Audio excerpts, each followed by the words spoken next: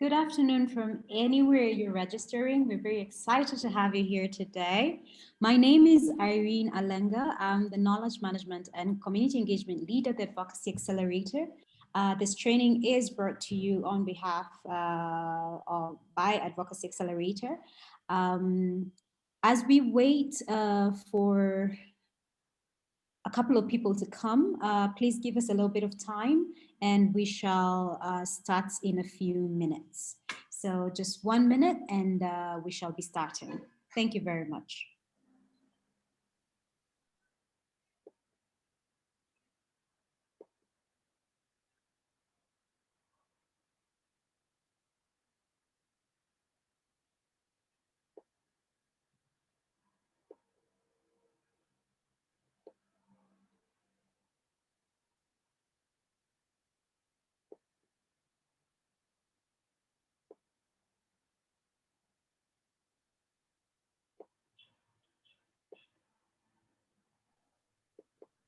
Good afternoon, good morning, and good evening from wherever it is you're joining us. Thank you very much for coming, for acknowledging our invite and attending this particular webinar. We're very happy to have you here. We're anticipating to actually have 450 people, but we're happy that you are able to keep time. One of the values that we treasure and hold very dear at the Advocacy Accelerator is keeping time. My name is Irene Alenga. I will be taking you through the webinar norms before we start this particular training. So I would like to request for the next slide.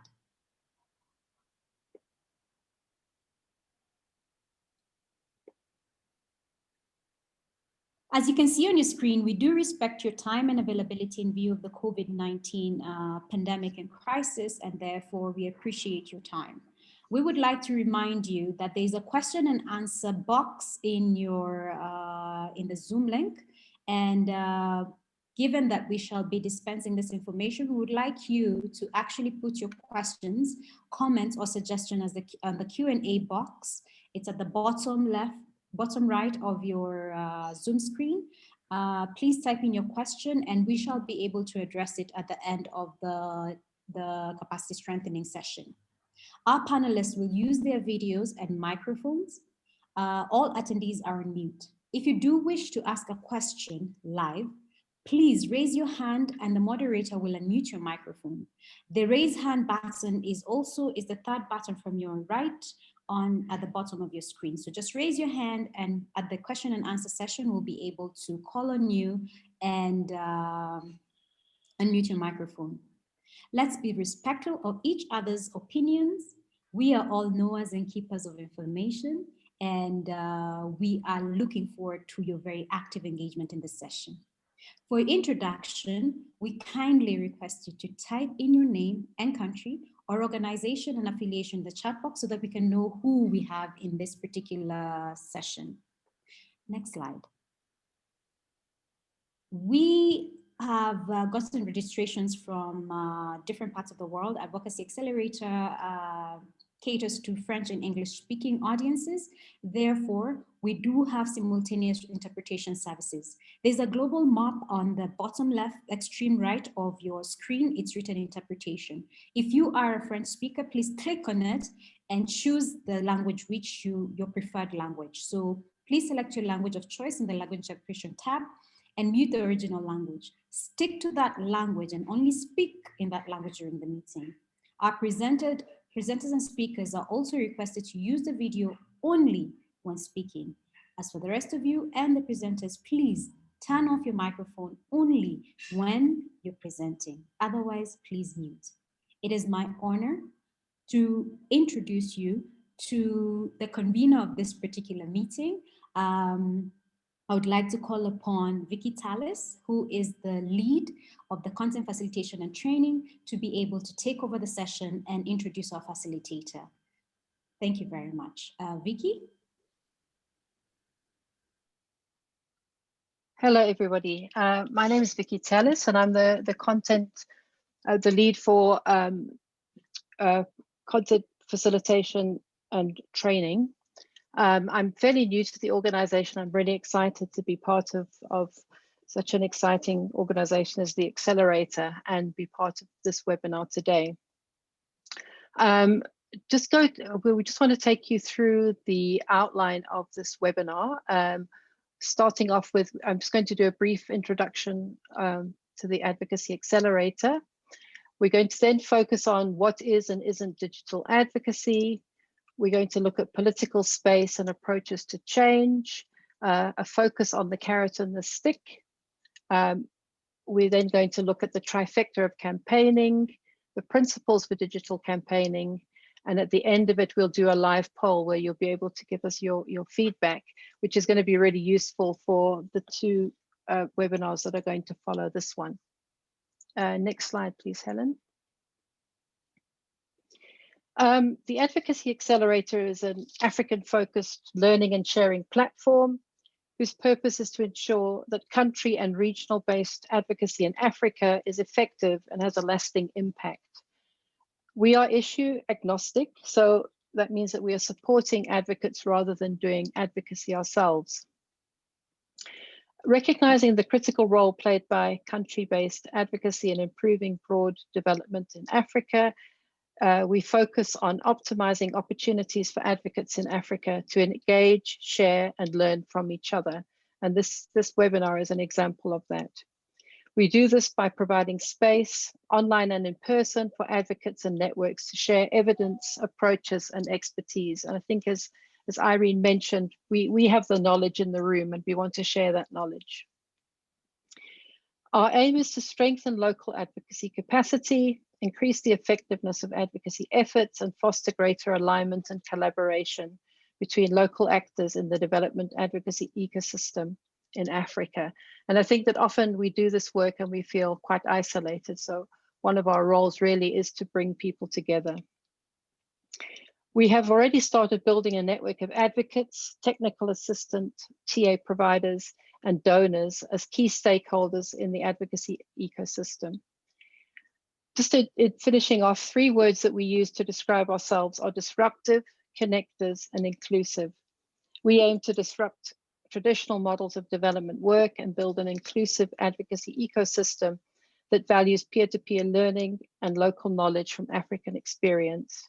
We also connect advocates to organizational development expertise and experience and gather and aggregate data, research, and lessons learned across the field of advocacy. As an inclusive organization, we seek to go beyond supporting existing advocacy efforts to provide services and amplify the voices of diverse change makers across the region. Given the challenges that we're all facing during the COVID-19 pandemic, we've really had to look at our advocacy work. And advocates in our network have highlighted the need for support in using digital advocacy strategies and tactics. So this series of 3 webinars is to look at how we understand and utilize digital advocacy strategies to ensure that our work continues. Next slide, please.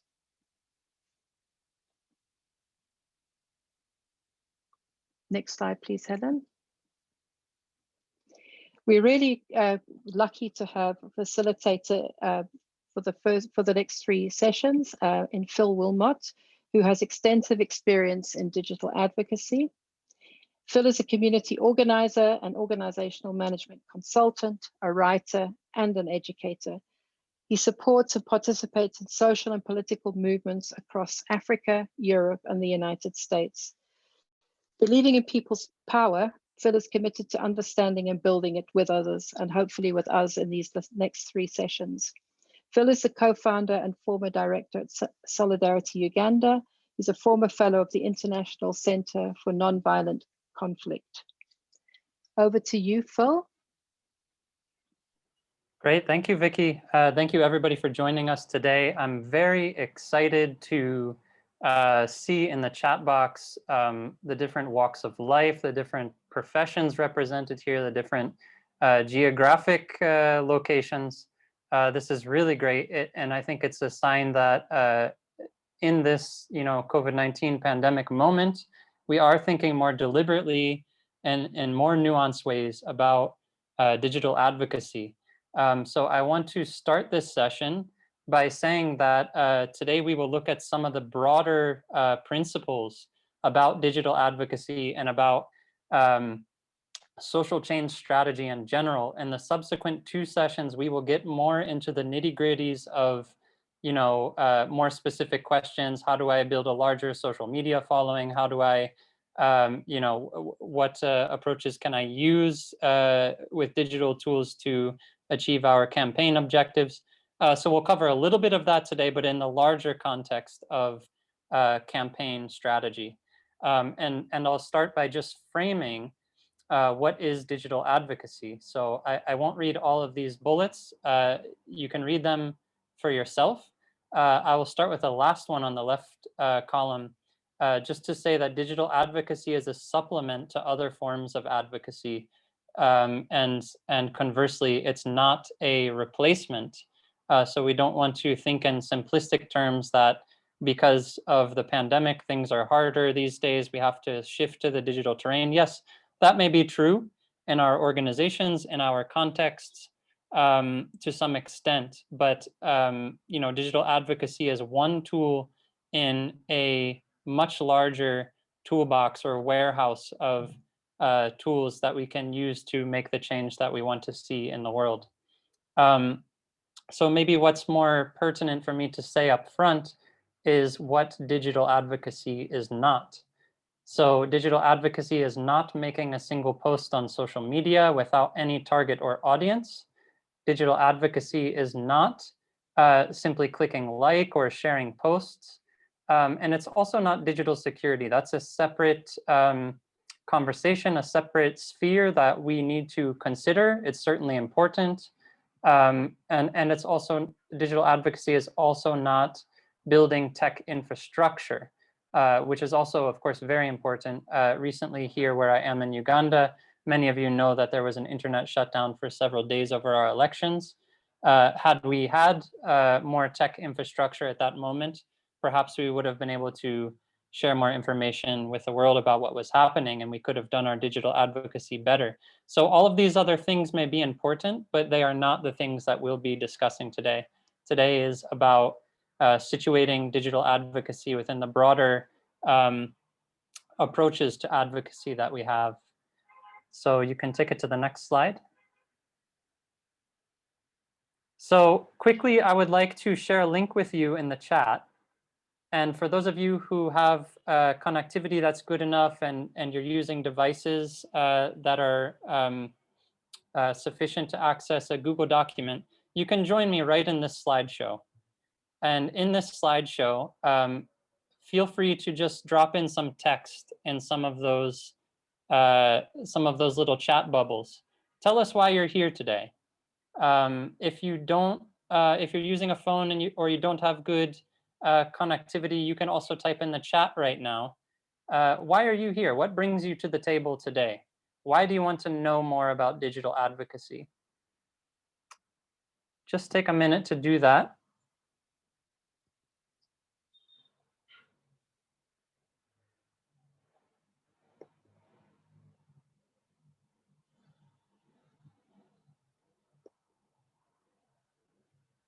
I can see a few of you joining in the document.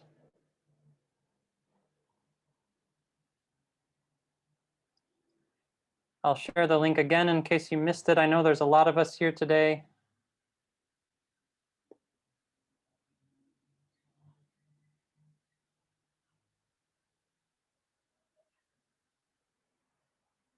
So I'm seeing some comments about reaching people on the digital terrain, reaching your members, your constituencies, reaching new people, strengthening your advocacy strategies, building a dynamic or a robust campaign strategy, improving on digital advocacy skills,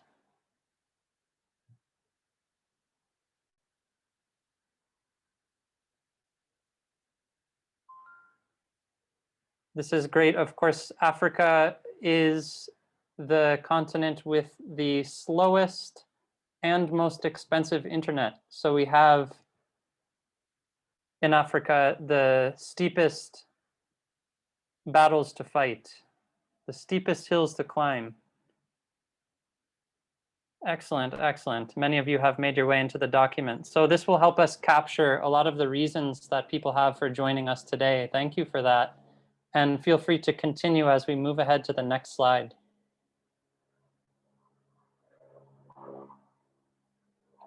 So let's start talking about the conditions that we're facing. And many of us work within civil society. We have been talking a lot about civic space, about political space, about the difficulties that we have, and also about the opportunities that we have. So you can join me in this slide as well, the same document, but the next slide, and just have a look for yourself. So I would love to know from all of you, how much political space do you feel you have in your country? So we're going to try to plot this on a scale of 0 to 10. So 0 would be you have very authoritarian conditions. There's no cooperation from your legislators, from your decision makers, your duty bearers. There's a lot of repression, maybe a lot of tear gas or torture.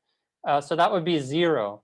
And then on the other hand, you have like a 10 score would be you have very democratic conditions, lots of cooperation and goodwill from your leaders, from your politicians, and your basic freedoms are actively protected.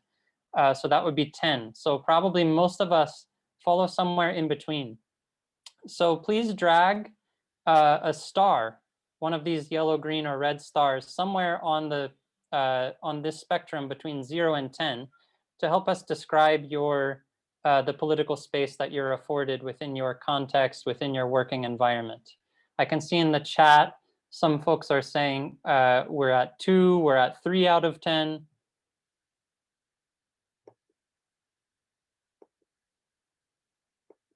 And many people in this slide are dragging their stars somewhere around 5, around 6. The highest I see there is 7.5. There are a few 2s, a few 3s. So if we're to put this in terms of a school score, you know, when you're testing, you're taking exams, and you're going for 100%, some of us have our governments, our contexts have passing marks, but none of them are really in the A or B range, right? The best we really have is a C letter grade. So this is an indication that many of us are up against very, very difficult conditions. Excellent. So let's talk about this for a second. And thank you for going to the next slide. A few years ago, a sociologist passed away. His name was Eric Olin Wright, and he had developed a theory for transformation.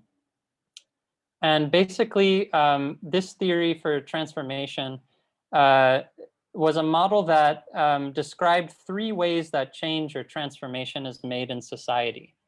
And so I want us to reflect on some of these ways, starting with the last one that we see on this slide, which he used this heavy phrase of symbiotic metamorphosis. But basically what it means is using the levers of the system, the levers of the state, the levers of the private sector to make change. Using the laws, right? Using the petitions, doing traditional lobbying, calling up your members of parliament or your legislators and talking with them and seeing if they'll help pass some legislation or policies. So these are the typical ways that we make change as civil society, working with the spaces that are afforded to us, the spaces to which we are invited often to make change. So that's what Wright called symbiotic metamorphosis, making change within the system.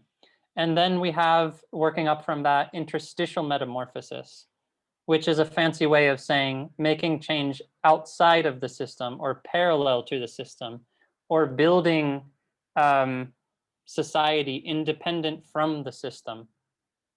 So sometimes in civil society we do this. We might have reflection circles in communities that have nothing to do with the state. They're not taxed.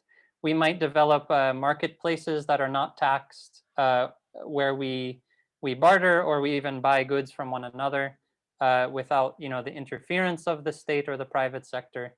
We might, for example, in South Sudan, there's Quran Peace Village, which is a peace village that's not at war, which is a home for people to live in peace and practice their traditional ways of life together.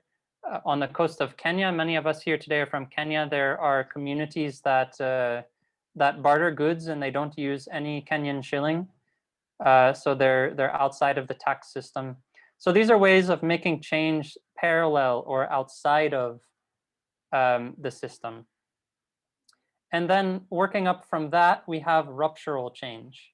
So this is, it's not change within the system, it's not change outside the system, it's change of the system, usually by attacking or destroying or very, very much changing in a revolutionary way what the system is and how it functions. So examples of these are when you have a revolution in a country and the whole system of government changes. Examples of this might be civil disobedience, when people, go to the street and deliberately break laws as a way of building power. Examples of this might be when a community decides to occupy to stage an occupation to resist maybe like an extractive site, an oil drilling site, or perhaps a mine in order to shut it down. So these are more, maybe in football terms, these would be like your strikers on the football pitch. Those who are working for ruptural change, really taking the attack to the opponent, whether that is identified as the state or the private sector or even an actor within the state or the private sector.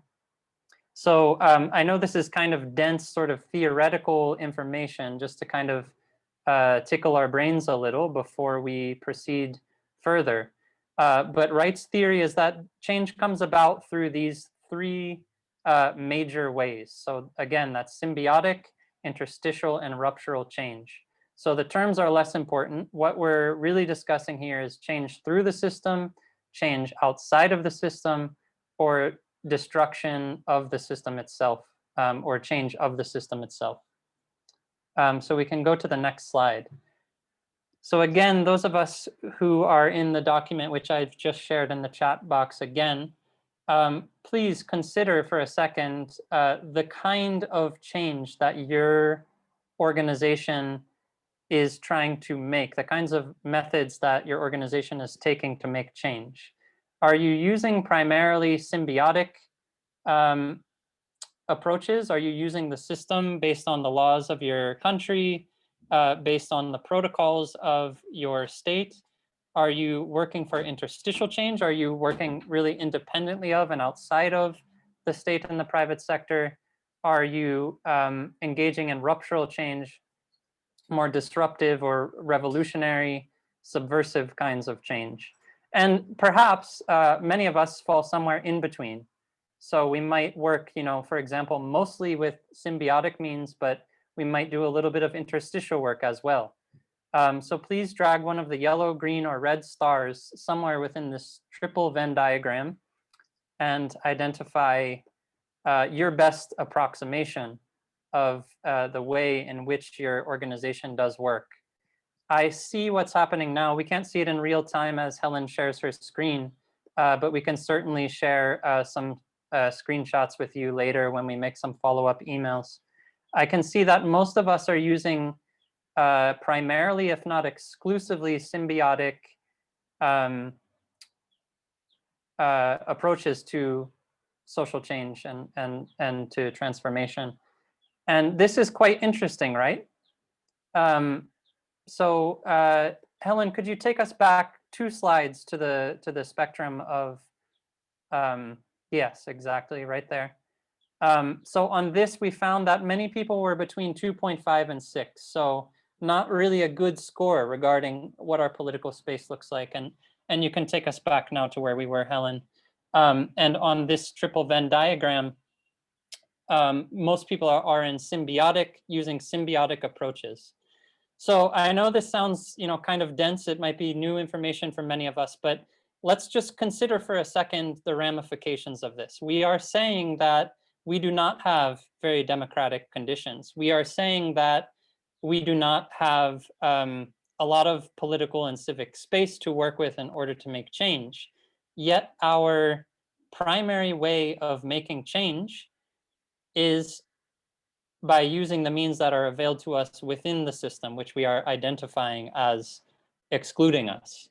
So this is something that we really need to reflect on kind of a meta scale as civil society, as NGOs, as movements, as campaigns and coalitions working on different issues. We are trying to use a system which is broken. So my recommendation is not that we stop using the levers that are available to us within the system. I can see that the French interpreter, there are some technical difficulties. We'll try to resolve them as we move forward with the program here.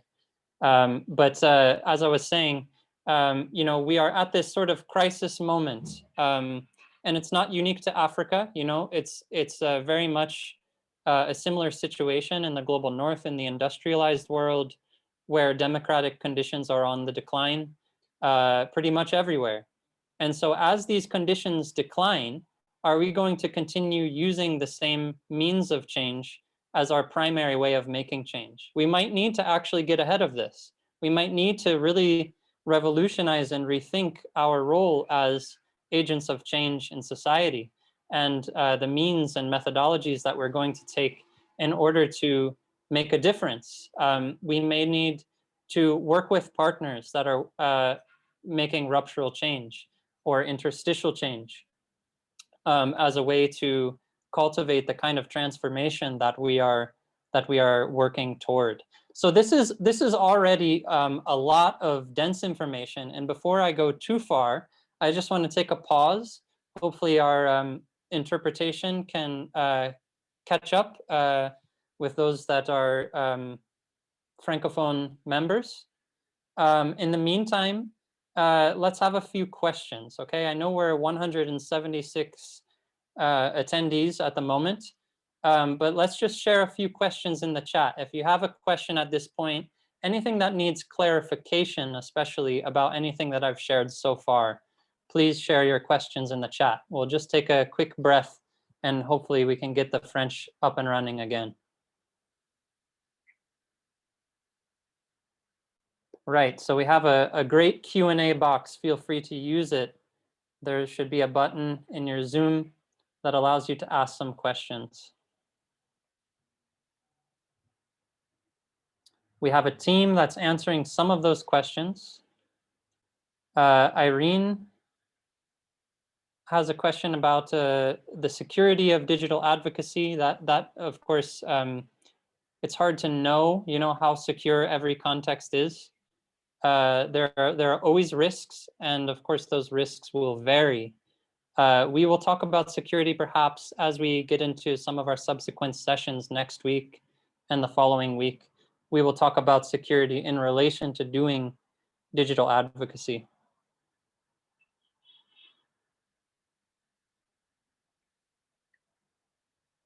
Thank you, Tayo. How do we ensure that those we are seeking to represent and reach are gotten to? That's a great question. How do we target an audience? We will talk about that later in the session and in subsequent sessions as well.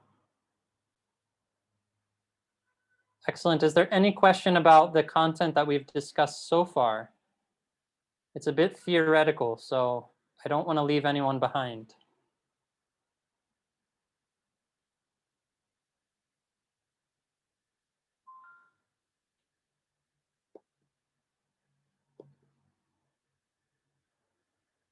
Great. Great. Let's move on. We shall find a way to work with the French, even if it means following up with some of you who are having trouble staying with us here. Great, excellent. Let's go to the next slide. So the question that I'm basically asking here is the main transformative approach that you're using, many of us have said that that approach is symbiotic, does it fit your political terrain? And you know, that's a question of do the means get us to the ends that we desire? And so many of us, I've worked with, you know, civil society across Africa, especially in Uganda for the past 11 years.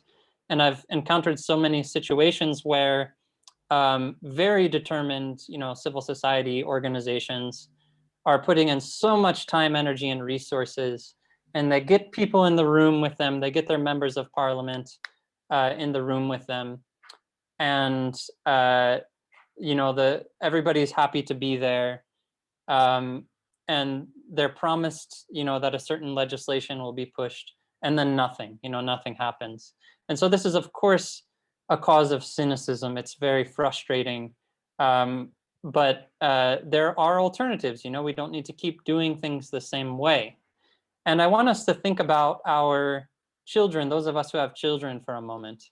When you want your children to do something or to stop doing something, what do? You know, it's a common tactic within parenting to use the carrot or the stick. You know, with one of my children, I often say, you know, if you're good today, then you'll be able to watch TV at the end of the day. We can watch some cartoons together. So that would be like offering the carrot. But sometimes they're really out of line, and there needs to be some, you know, discipline, some kind of, should I say, threat, that if you do or don't behave in a certain way, then there are going to be repercussions. So that's demonstrated here in this picture by a Jesus that looks a little bit too white, you know, but in any case, he's chasing bankers out of the marketplace. You may not be able to see, but these bankers represent major financial firms around the world today. So so basically, we're talking about fear or favor, right? Like, our opponents use this all the time. States use this all the time. The private sector uses this all the time to coerce us to behave in a certain way. So we're talking about human behavior when we're looking at campaigning. We're talking about psychology, right? Do we have anything to offer? When a group of us who owned cyber cafes within northern Uganda wanted cheaper and faster internet, and we started a campaign to get this to our region, we asked members of parliament to join us in this campaign. And the carrot there is they knew that they could get votes, right, if they joined us. And then sometimes we need to use the stick. So for example, when Zimbabwe and Sudan were cracking down on their populations, and al-Bashir and the state forces within Zimbabwe were really abusing people, the hacking group Anonymous said, well, if you're going to do that, we're going to shut down your websites until you stop. And so 300 government websites were hacked and shut down. So that's an example of the stick, right? So one way that we can, when our leaders and those we work with, the legislators, the duty bearers, don't demonstrate goodwill toward us, we are often forced to figure out how are we going to force their hand or persuade their hand. So that's what we're talking about when we're talking about campaigning. Now, with digital campaigning, very seldom do digital campaigns consider this. And I think this is one of the reasons that digital advocacy isn't as strong as it can be, is because we don't know who the target is. What message are we pushing to which target? Who have we identified as somebody that we want to do something? And then, more specifically, what do we want them to do? So we might say, you know, women's rights are important, but who is the target there? And what do we want that target to do to advance women's rights? What is it that's going to incentivize or coerce them? So I would love to you know, ask if any of you have interesting experiences about either using the carrot or the stick. Please share with us in the chat box if you can give a few sentences about maybe there was a legislator or a decision maker that you were able to persuade or force their hand to do something. It would be great to hear especially how that has been done using digital advocacy. Please share in the chat if you have any anecdotal examples about that. In the meantime, let's go to the next slide.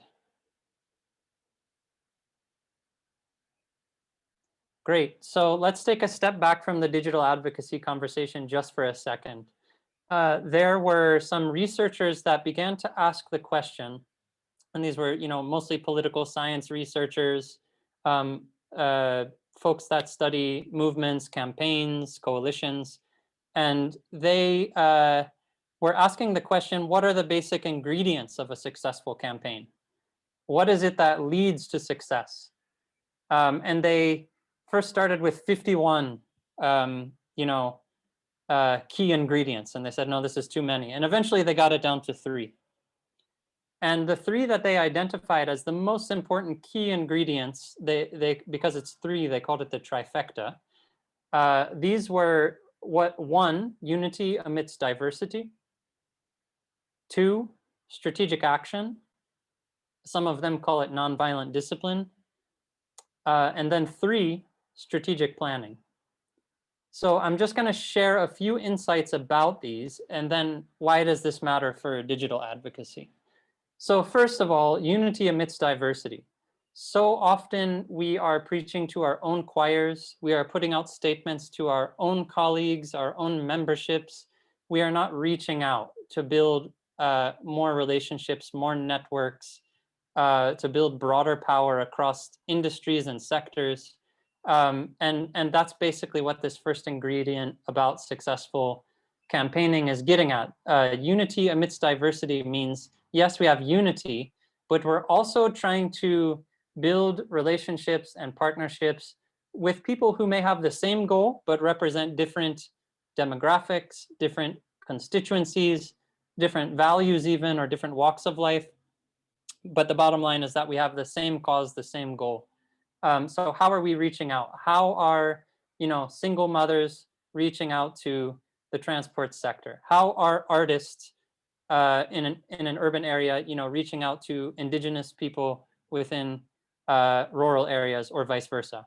How are we building these alliances around our common interests? How are we building these networks? And very interestingly, what people found is that formal partnership is almost inconsequential in terms of impact of such partnerships. What is really helpful is if many people in one constituency have relationships of varying kinds with many people in a different constituency. So in other words, the thread between you is not just based on one thread, say an MOU, or say, one person who knows a different person and they're both bosses or leaders. But it's more about, do we have several relationships? So that's what we're talking about when we're building unity amidst diversity.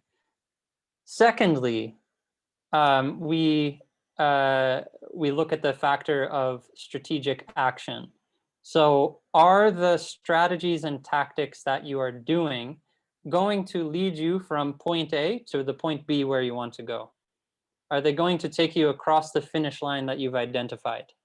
Often when we think of digital advocacy, our first thing that we do is we jump on social media and we start posting, we start tagging people.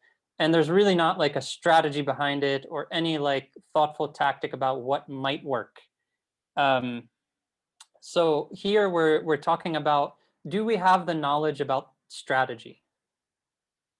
Do we have the knowledge about strategy, or are we trying the same old and tired things? So we'll talk more about that in subsequent slides. And then the third factor of the trifecta is strategic planning. So contrary to what the narratives in media may tell us about change, political change, policy change, and so on, the media always tends to have this soundbite story that it's sharing with the world about how the change was made, and such and such a person or group did this, and then it resulted in this. We all know that things are more complicated than that. And often we need several years of groundwork, of relationship building, of formulating a strategy. Many of us have worked on strategic plans before. So it has been found that even in the most seemingly spontaneous revolutionary shifts in even in African society, for example, when Mubarak was pushed out of power in Egypt several years ago, the media was saying this happened in, all in the span of a few days, of 2 weeks or so. Well, the reality was, many organizers were going around building relationships across faith communities, building relationships with formal civil society, building strategies together with trade unions and other networks, formal and informal networks, right? And then there was a plan. So when the opportunity came, when the opportunity was ripe, they were able to reach up and grab that low-hanging fruit because the plan was there. So these are kind of the three key ingredients, what we call the trifecta of strategic campaigning. And so these were researched not with digital advocacy in mind. And so what's interesting, for better and for worse, about the digital terrain is that it is very, very volatile, right? So we have huge corporations like Facebook that have algorithms that favor selling, a pair of blue jeans or, an advertisement for whatever product, which is likely to get a lot of views, which is likely to get a lot of interaction, compared to somebody who's making a post about curtailing domestic violence, somebody that's making a post about, political opposition to an authoritarian state, somebody that's making a post on a campaign issue, say about land or natural resource rights. So the terrain is not really structured to favor us. It was popular opinion in past years that social media is this, really galvanizing tool that can really help us organize. All of that may be true, but it's only a partial truth, right? There's also this truth that these companies have their own objectives and ideological alignments and values, and some of them it may be deliberate, and in others it may sort of be just the way tech is being built and the things that we're learning along the way as we go. Suppression of voter rights and all that may be incidental, or it might be deliberate. But in any case, the digital terrain is very volatile. It's ever changing. And so that means that sometimes we will not have the time to build unity using digital tools and to organize with other folks. Sometimes it might, be very, very important. Other times we may not have time to plan, so if there's repression within your context and people are, capturing videos of it and just sort of throwing it up online, it's very possible that some of those videos may go viral. But it would be great if we could figure out how to harness that in order to inform or change policy or practice. So the digital terrain, bottom line, is very volatile. And what's the takeaway here? What I'm trying to get at is that, yes, these are three, key ingredients, and we don't always need them, right? In some situations, they may be really useful. In other situations, they may not be. And within the working culture of organizations, of coalitions, of activist movements, we need to determine how we are going to determine whether or not we kind of like deliberately pour our energy and resources into any of these three things. And so, is this decision going to be an ED that tells us, okay, we're going to have to build more unity and reach out to more people before we start this digital campaign? Is it, does the ED tell us we need to sit down and map out a plan? Or do what we call our members together, and there is some kind of way that we do the planning together? Or, do we have somebody that's just like really, really good with, creating viral content, and it's just a matter of figuring out on the fly how we use that content and leverage it toward our objectives? So just take a minute here, take a notepad, take your device, and just write some notes to yourself about, in your institution, how do you determine how the strategy is determined? Again, if you didn't catch that, we're just going to take 1 minute to self-reflect, write down some notes for yourself. How does your group or institution or group that you're working with determine how strategies are determined? And perhaps you might also write some notes for yourself about how you might like to change that or fine-tune it in a small way.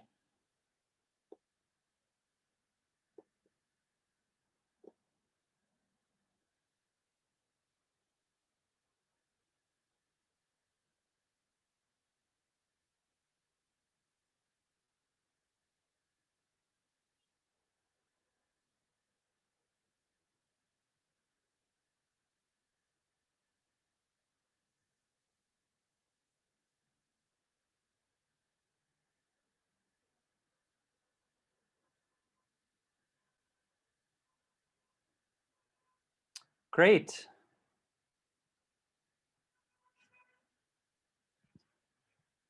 Kevin has a great question asking about the example of Mubarak. Kevin says, I think the trifecta is what we really lack, especially amongst our social media advocates. We only focus on the numbers and impressions of posts without a strategy. And that's exactly what we're getting at here. And in subsequent sessions, we're going to get into more of that. How do we actually build the strategy? In this session, our goal is to inspire you that you're going to need a strategy. And hopefully we can get a little bit more detailed, but subsequent sessions, I think, will really build on that as well. So please mark your calendars to join us next week and the following week, same time, to build on what we're discussing today. Great. Yes, I see a lot of questions about dealing with the lack of infrastructure, lack of access to technology, both based on censorship and also based on just the lack of infrastructure, even when the internet is alive and functioning, the lack of access amongst people in your social circles, people that are members of your coalitions and institutions. So we will get to a lot of these questions. These are the real questions that we really need to discuss. So I hope you've been able to take some notes for yourself. I'm really encouraged by the questions coming in. Can we go to the next slide? I know there might be many questions, but let's go to the next slide. So let's talk about some principles for digital advocacy. Let's get just a little bit detailed. Again, we're not yet fully there on the 1, 2, 3, how to make a really strong, social media following and how to really, leverage video footage in order to make legislative change. We're not, at that specific level, but let's talk about some of the key kind of general principles that we're going to need. So the first is that your voice should be as big as your work. So often, organizations, campaigning organizations, especially in, say, the global north, that have an abundance of their population, like the vast majority of their population online, on the internet every day. They have large followings. They often have kind of a huge voice, right? Because they have a huge reach, and they might have more favorable, in some cases, more favorable political space to operate in. But they don't always have the same level of work. And then in the global south, this is a comment shared with me by a digital campaigner who I talked with recently, who is working in South Sudan. He told me that we actually have a lot of work to do, but we have a very small voice. Our societies are not online. The majority of our people don't have adequate access, if any, to internet and tech literacy and so on and so forth, and the technology itself, of course. And he was saying that one of the basic principles of the nonprofit NGO sector when it comes to digital advocacy is that the size of our voice should sort of match our size of work. So it might be that you're a member of a community-based organization and you're mostly a member-based group, and in which case, your voice may not need to be a national voice. Maybe there's like a local issue that you're really pushing in your community. And for those that are online, you want to be able to reach those people and bring them to action, to do something together. You may want to make sort of value shifts using your social media accounts, for example. So your voice should sort of match the size of your work. And it's not going to be a perfect one-for-one, but as a general principle, that's what we're looking for. A second principle is to consider your audience, right? So in other words, we don't want to just post anything on social media. We don't just want to send out an email list blast to everybody that's on our email list. Just because, we want to know who is our audience, right? First of all, many of us here in the room, I would speculate, don't have email lists. It's time today to start building one. and not just to build one, but to build several. Build a list of people that are local to you or people that support you financially. Build a list of people in allied organizations. Try to be as specific as you can about the different email lists that you have. You can always send an email to all of them at once, but it's good to have those separate lists of emails and contacts built up, so that you can reach them with whatever information or whatever ask you have of them. So we want to really consider our audiences. When I'm posting something online, I have to ask myself, who do I want to read this? And then what do I want them to do, right? Do I just want them to be inspired by it? Or am I asking something from them? Donate money to this thing. Join us in signing this petition. Join us on Thursday for a meeting. Let's be careful, about what we're trying to do when we're sharing information, when we're posting, when we're creating content. Then the next principle is escalate conflict strategically. So when, change is a lot about conflict, and conflict doesn't have to be only in the negative sense, like me versus you versus me, but it is about changing things, right? You're going to need a little bit of conflict in order to make change. There might need to be some tensions. There might need to be some asks that you're making of people. You might need to persuade people. So you want to start with the sort of lightest weapon that you have first. So you want to build your base. You want to build a foundation for whatever it is that you're campaigning on, and gradually raise the stakes as you're ready to raise the stakes. Okay, we're going to talk about that in future sessions, but nobody needs to go from no social media following to the most viral content immediately. There are steps along the way that we're going to discuss. And as you sort of increase your digital power and your digital influence, you're able to target, more, I should say, heavier targets, right? Bigger people in government, bigger people in the private sector, bigger people in the community, bigger allies that can come on board and support your cause.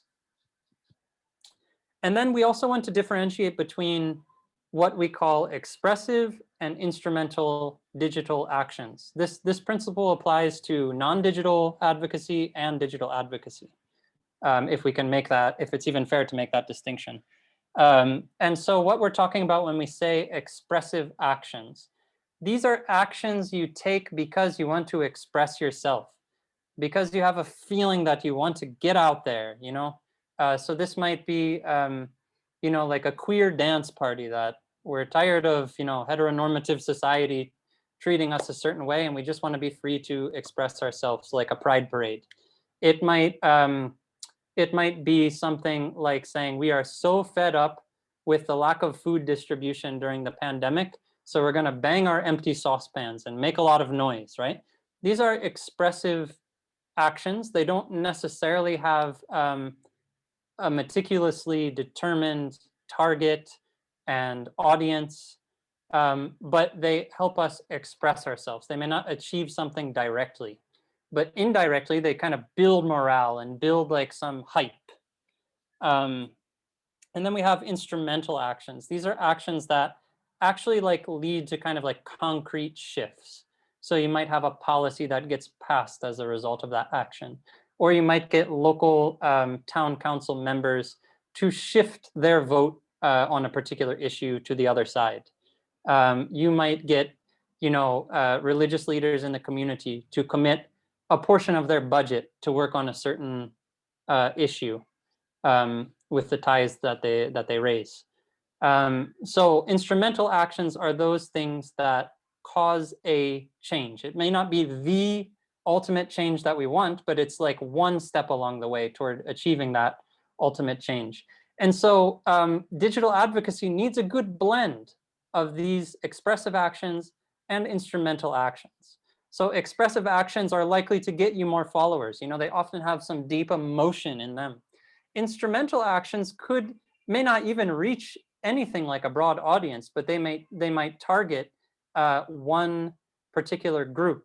For example, in in working with the workers, the unionists in the flower sector in Uganda, we created a small video that was testimonies from some of the workers about working conditions in the farms.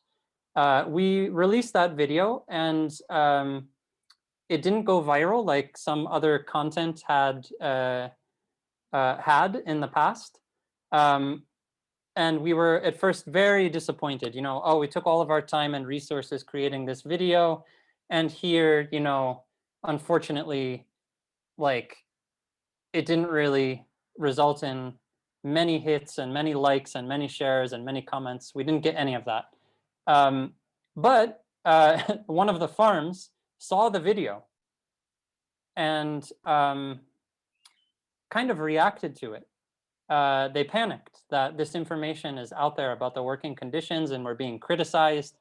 And quickly they took away one of the harmful chemicals in their workplace. And the workers were, of course, really happy. So even though the post may have only gotten a few views, a few likes, it might be circulating somewhere out there on YouTube still, but it's really not making that big of an online impact. But it was still a digital action that resulted in real world change and in the day-to-day lives of these workers. So expressive and instrumental actions, you're going to need both.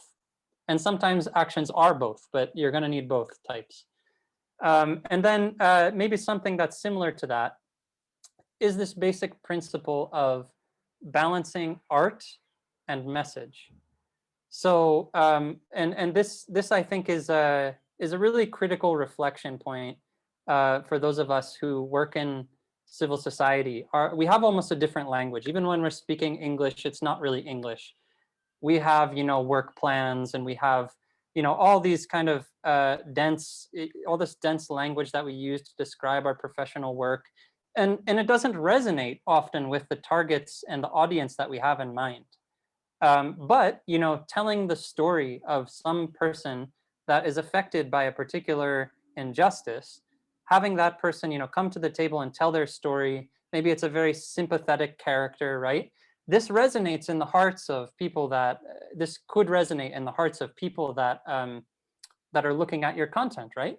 And often what happens is when we talk about art, in our boardrooms, we decide like, okay, let's just hire artists to make us graphics, and then we'll post them on social media, without thinking, how can the visionaries, the artists, the creatives actually help us tell our story better, actually help us develop messages that are not, too civil society-esque, that are resonant in the hearts of people. Let's trust the expertise from people outside of our own sector as well. So yes, we do want to push our message, but we're not just trying to change minds. We're trying to move hearts as well.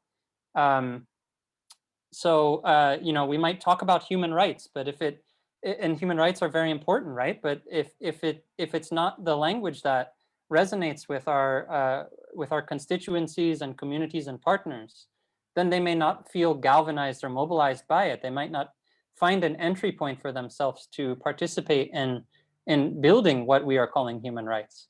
So that art and message, there needs to be a balance.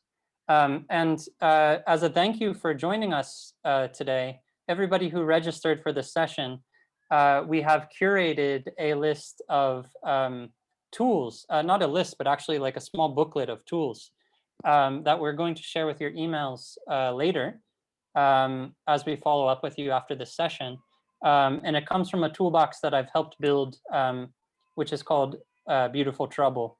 So you can check out the toolbox if you go to beautifultrouble.org. There are many other tools, but we've tried to just grab a few of them that relate to digital advocacy, because we know that 90 minutes is very insufficient, right? There's, just by attending this, you're not going to revolutionize everything about the way that you do digital advocacy, nor will you do that with a booklet, but it's just another resource that we can give to you to skim through, find what works for you, consider how to adapt it. And many of these tools have been derived from African campaigns. We were very careful about wanting to learn from our comrades and colleagues across the continent.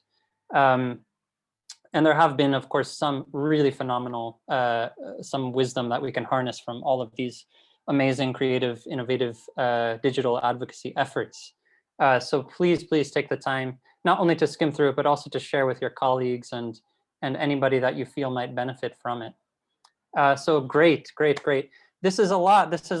And I know that with many people in the room, we don't have a lot of time for peer-to-peer interaction. In a few minutes, we will be looking through for a few questions. So keep that in mind. If you have some questions, go ahead and share them. Some of you have been doing that already. So let's jump back into our shared document again. I've just dropped the link into the chat again. So feel free to click there and go to this slide with us. So I want to hear from you. Have any of these principles we've discussed been applied during the pandemic for you? Please share like a little anecdote, 1 or 2 paragraphs. I know we're all working on one page, and that's okay. We'll try to take stock of them later. But feel free to share with us. Have any of these principles been applied by any group that you've worked with or witnessed during this pandemic period? Or perhaps there's another principle that you want to share with our fellow members here. Please do that. I will just quickly share one from my own experience as you're all doing that. When the pandemic started in Uganda, I stay about 20 minutes by drive away from the only international airport in Uganda, which we kind of laugh when we call it international, because compared to some of the other airports in the region, it's really shoddy. But when the lockdowns first began due to the COVID outbreak, without any kind of notice, the Ministry of Health was forcing both visitors to Uganda and Ugandans returning home to put up inexpensive hotels, and they were not availed, the sanitizers and like all the things that are required for quarantine.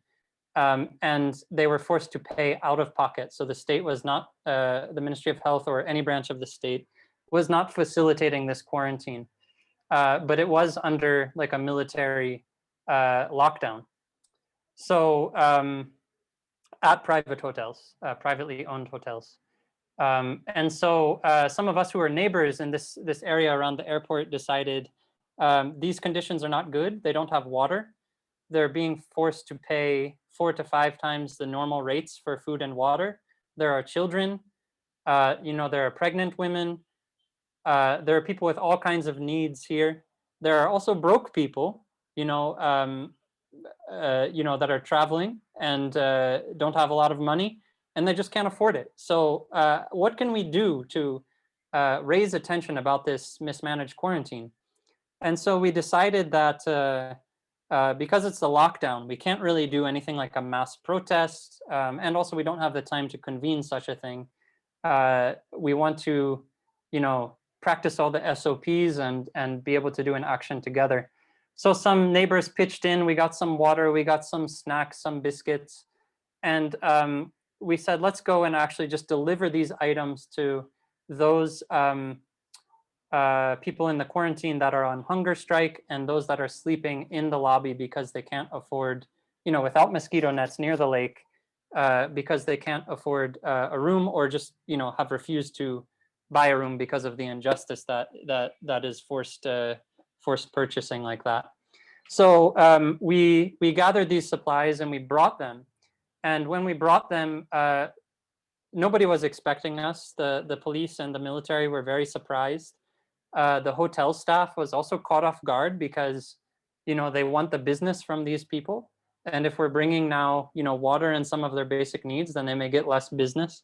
So there were a lot of these strange dynamics that were just happening. And we were able to capture some of them on some smartphones. And I don't think the action helped really anything. Maybe the people there felt a sense of solidarity. That was good. But the action itself, the food, the water, is kind of inconsequential.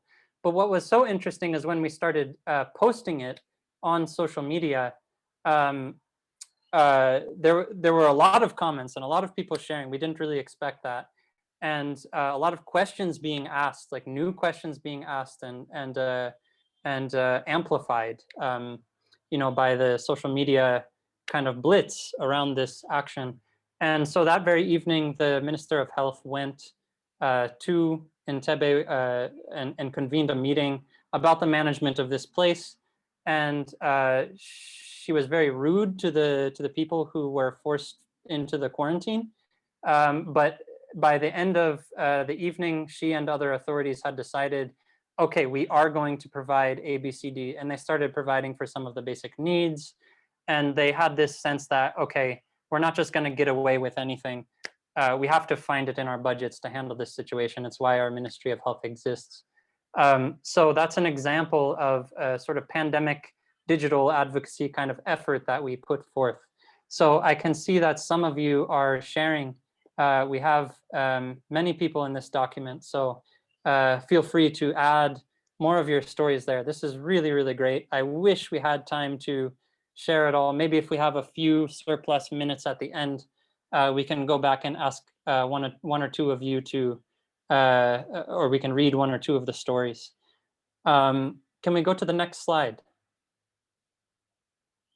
Great. So before we get to the questions and answers, we still have 24 minutes together here before we go to the open space. So just a brief taste of things to come. Next week, January 28th, same time, 2 p.m. East Africa time, we will be discussing innovative and controversial digital advocacy tactics. We might discuss what we call radical rudeness on social media. We might discuss strategies from, you know, the corporate world. How do they actually build their power? We have to learn from that as well in order to fight, you know, some of the injustices that they're perpetuating. We might learn from movements and from innovative NGOs across the continent. So join us. That one will be very, very fun, very, very inspiring. Today, we've just aimed to lay a foundation, and next week we're gonna get to some more case studies and kind of concrete examples that can inspire us, and maybe we can adapt some of those to our own contexts.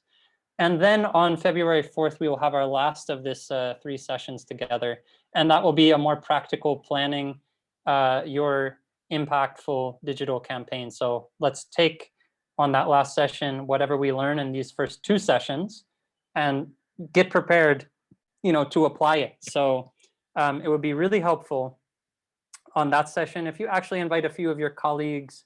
If you're not a decision maker within your group, it would be great to invite some who are to the table so that we can start to ensure that this knowledge is not just there and learned, but also applied.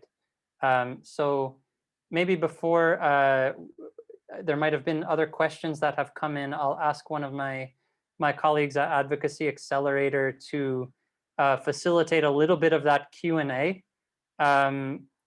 But maybe first a word from somebody at Advocacy Accelerator. And then also after that, we are going to have 30 minutes of an open space together. And that will be loosely facilitated. Anybody can share anything that's on their mind. It could relate to what we've discussed or propose a different topic. So that is optional. So 21 minutes from now, we will have that open space for 30 minutes just to kind of be with each other and have some loose discussion. So let me pass it over to my colleagues at Advocacy Accelerator. Thank you very much, Phil, and thanks to everyone who's been putting questions in the Q&A, and also the chat group is going quite well as well. I think a lot of people are writing their ideas and some of their experiences.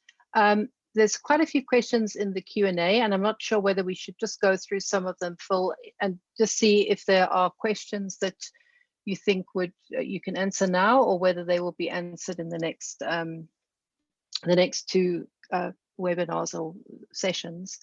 So we have one from Bernard, who talks about, in the era of shrinking space for digital organizing is taking root. Well, basically that is taking root.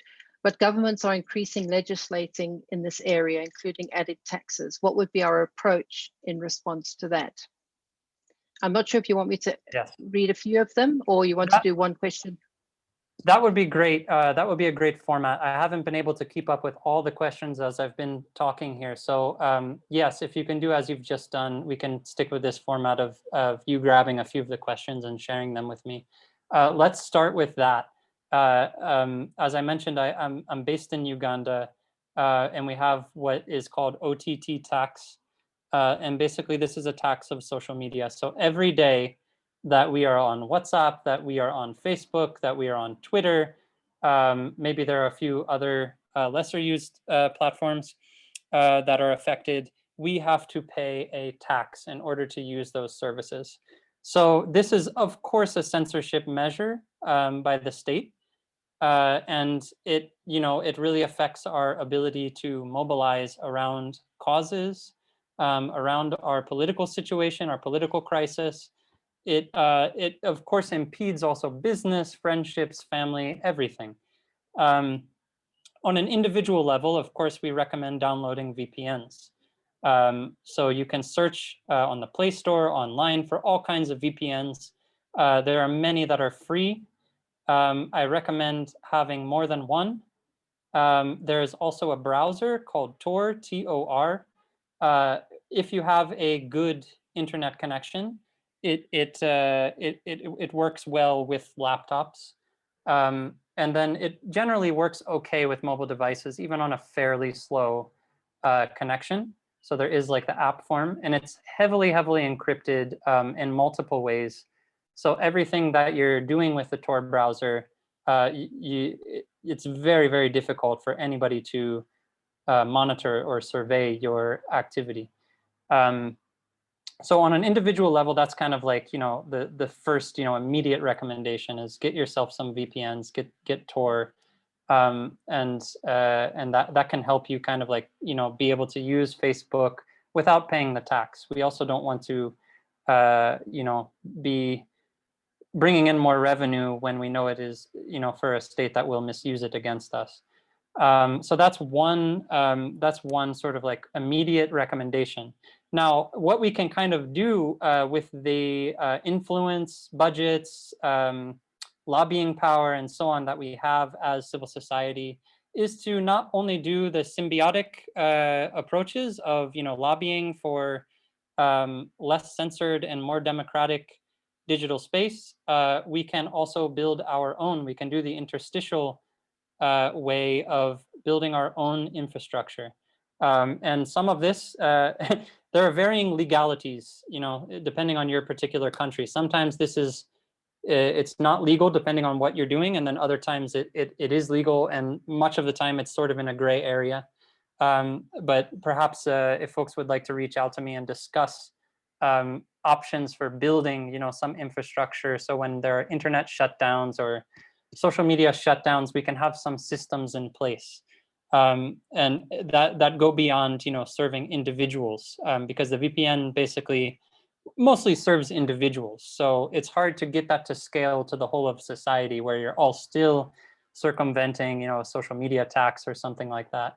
Also, it's not just social media tax and those sort of direct taxes, but the indirect taxes to telecoms, which of course comes down to the consumers. We don't know, most users don't know like what percentage of their data is taxed and which goes directly to the corporation. But we can we can certainly lobby for changes in the taxation system. I don't want to say less taxes, but I want to say the way that taxes fall down from telecoms to the consumer. That is a big concern. And then also we need to build some alternative infrastructure that does not just use, this is my maybe bias as a socialist, but doesn't use these kind of capitalist development models, which is sort of like using development as an excuse for people to really enrich themselves, often at the expense of the population. So I'm sure we've all dealt with companies where you call the customer service line and you know, your internet went off or something, and you take 4 or 5 days, you know, to get internet back at your office or at your home. So, you know, we need to build up our own. We have enough financial power within, I mean, the nonprofit sector is one of the leading economies in many of our cities and towns. We have enough financial power to actually think at a top level strategically about how can we build our infrastructure in a way that isn't going to be, you know, micromanaged, you know, by very wealthy individuals and well-connected individuals. So from kind of a general, you know, strategy, we need to be considering that as well, especially in this continent. Thank you for that question. That's excellent. There's much more to say, but I'll keep it there for now. Thanks, Phil. I think there's quite a few questions around how do we track the success of digital advocacy efforts? We will be looking at this as the Accelerator, having some digital sessions on monitoring and evaluation of advocacy, because I think it is something that we all battle with. But I wonder if you have any comments on how do we track our success? Yeah, that's a question for digital advocacy and other forms of advocacy as well. But just to speak to the digital advocacy side, great question. I also saw a few people raise some questions similar to that. So I think it's one of the things we should respond to here. How do you track your success? Well, what was your goal and how close are you to that goal now? I think that is like the fundamental metric that can be considered when we are trying to evaluate ourselves. So and you can even create, you know, like a 10-point system. A few of you get together and say, you know, what was our goal? Well, our goal was to chase this company which doesn't have licenses out of this mining area. And, you know, using our digital tools, we weren't able to chase them out yet, but we were able to get local leaders to commit to investigating their lack of licenses. So, you know, we might have moved from 1 up to 3. We're not yet at the goal of 10, right? So you can create little systems like that. But and then also, who are you evaluating for?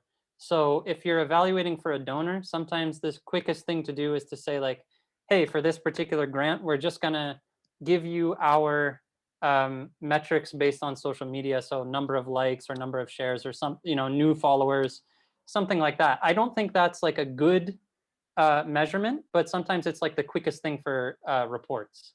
So if that's your goal in terms of evaluation, you can sort of do that quickest thing.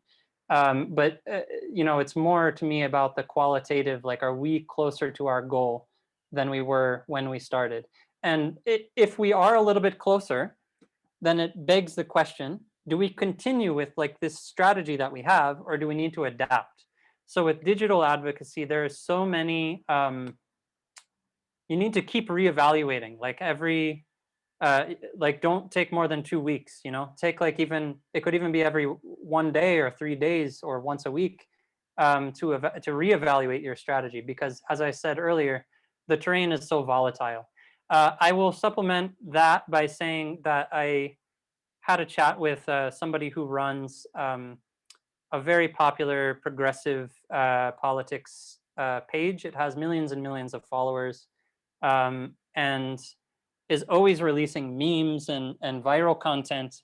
And so I asked the person who ran this page, what can we do to make our posts more viral? And what he told me was that, well, you know, there are a few things that sort of generally help, but it's really about taking more bites out of the apple, and, you know, hoping that some of these things stick. So there is that aspect as well, right? Like sometimes you post something and it really hits a nerve with people and you can kind of predict that it's going to be more viral, but very often something will go viral and you don't really expect it. So it is about trying.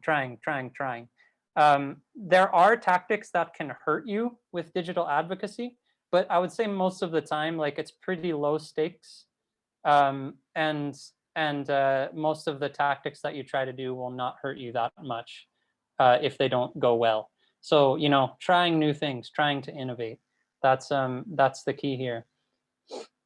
And, you know, there are a lot of specific, you know, platform-based kind of advice around that, which we might be able to get into in subsequent sessions.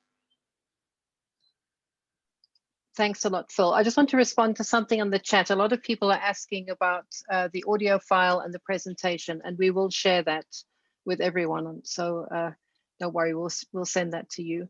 There's another question, a question from Alan about what is the difference between advocacy and activism? And I think it kind of links to what you've been saying. So if you want to just talk a little bit about that. Sure. So that's a good question. And it also depends on who you're talking to and how they're using the language. These are very loaded terms, both of them.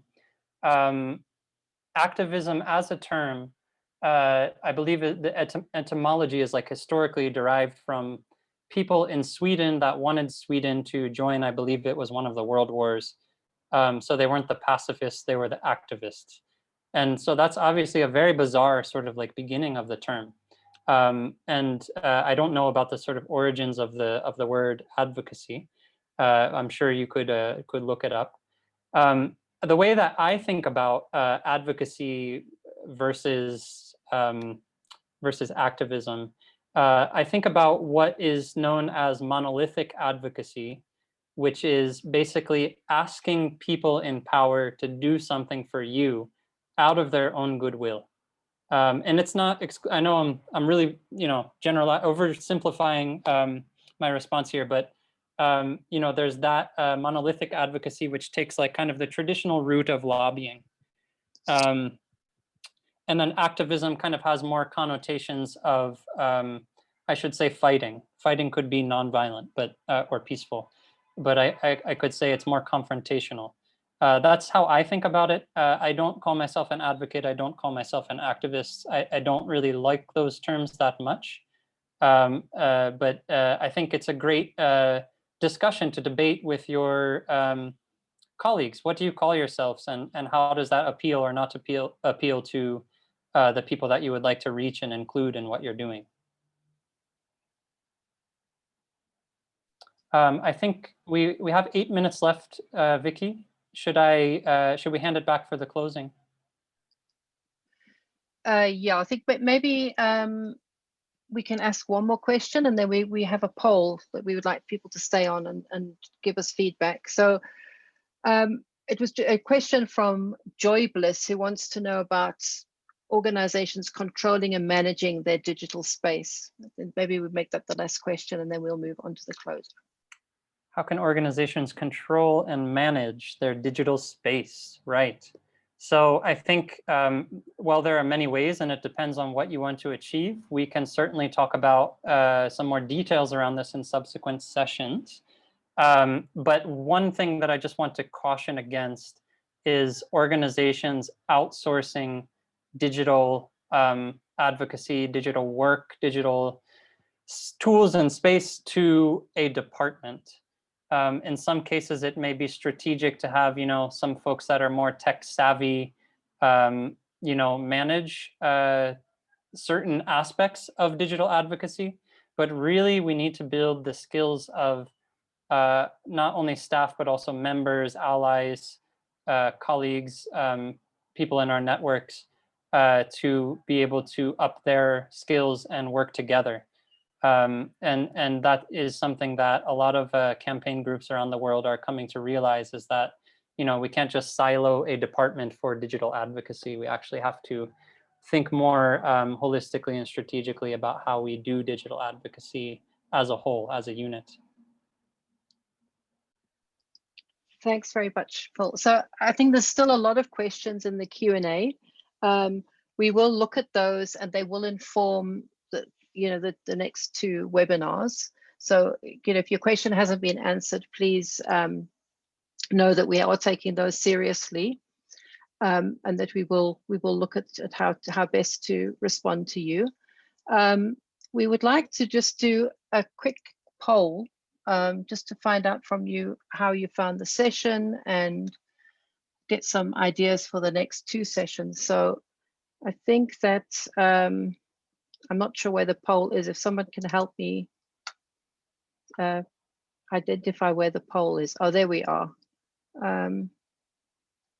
So if everyone could just spend a few seconds doing that, would be good.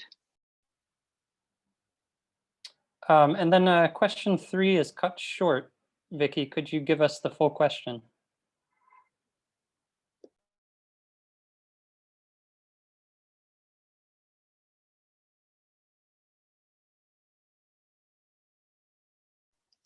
Sorry about that. I think you just have to scroll up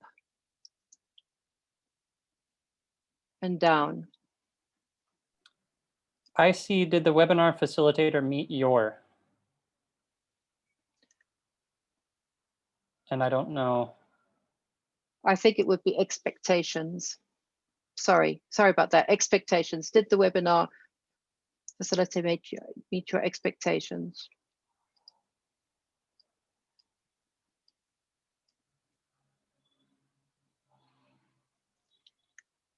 Okay, while people are doing that, can we just move to the next slide, please, Helen?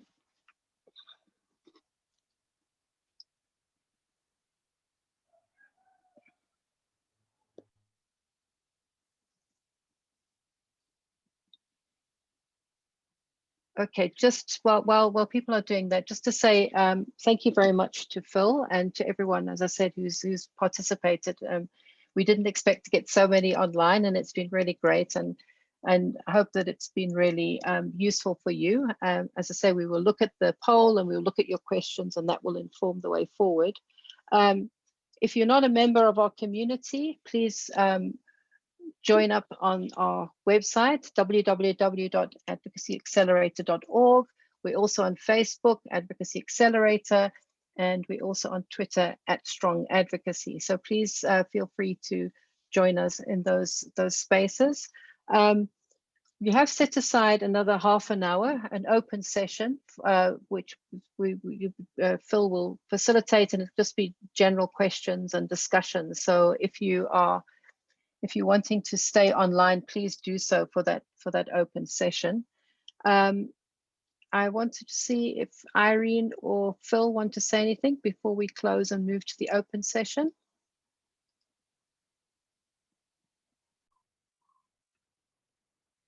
Hi, everyone. We would really like to thank you for attending this session. Please do visit our website and our social media spaces.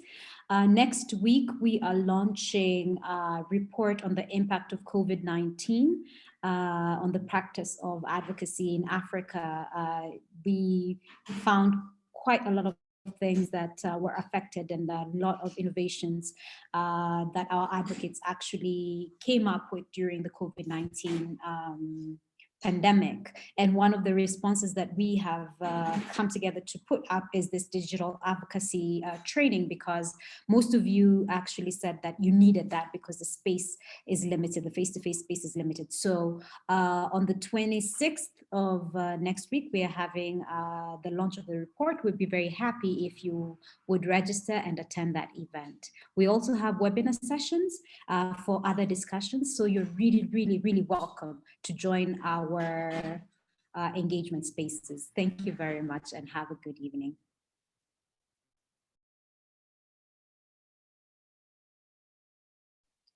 Thank you, Irene. Phil, would you like any last minute words before we move to the open session?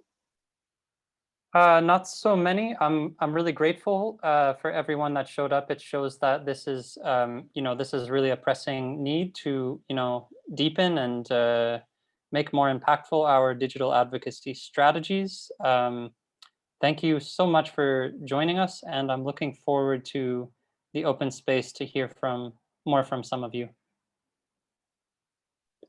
Thanks, Phil. So just to say thanks again to everyone, and just look out for your email. You'll get a recording session, you'll get the presentation, and you'll get the booklet that Phil was speaking about. So I think that we can now move on to the open space. So for those people who want to stay on the call, please do so. And for those who want to leave, please do so.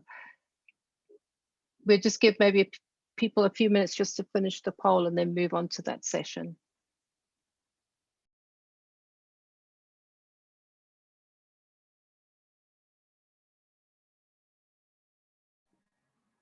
I'd like to invite everyone who is staying. We know that some of you may need to go, but for those of you who are staying, feel free to get a drink or take a quick break. And in about 2 minutes, we will open up the floor for an open discussion.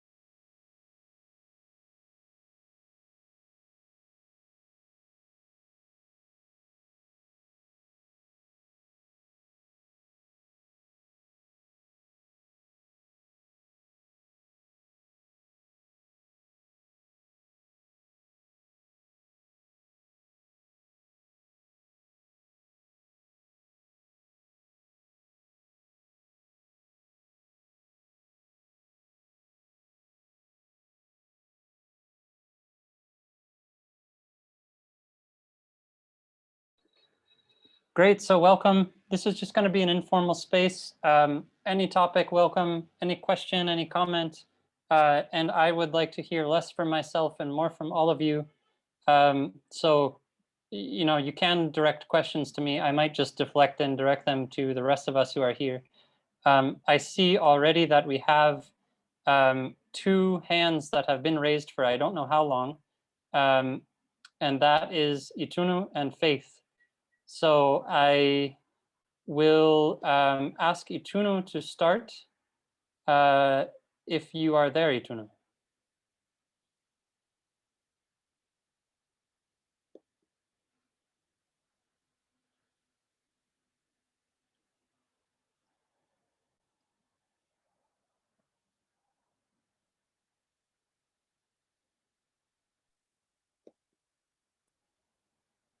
Good day, all. Thank you very much for organizing this highly enlightening session. Please, I want to ask, can digital advocacy also be used as a tool to meet with government stakeholders? Because most of the time, the stakeholders will prefer a face-to-face meeting. But given the shrinking space for physical meetings as a result of the COVID-19 pandemic, is it possible to develop an advocacy tool that is digital enough to convince government stakeholders to support a project without actually making a physical appearance at all? Thank you, and over.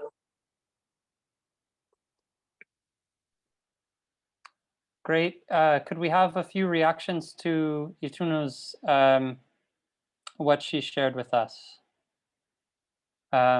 Please raise your hand if you would like to react.